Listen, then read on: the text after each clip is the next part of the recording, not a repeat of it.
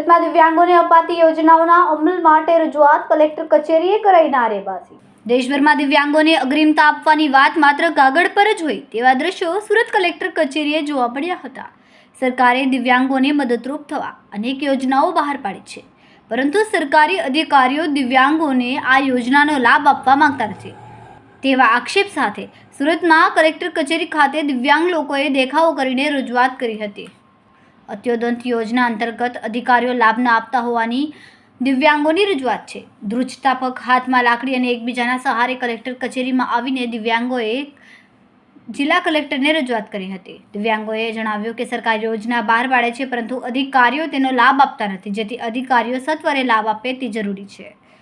હસમુખભાઈ ચોપડા। હસમુખભાઈ ક્યાં આવ્યા છો? શા માટે?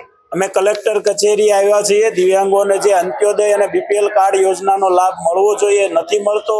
રજૂઆત કરવા છતાં 5-5, 6-6 મહિના થઈ ગયા અને એ ઓન પેપર જ છે। એનો અમલ કરાવવા માટે અમે અહીંયા આવ્યા છીએ।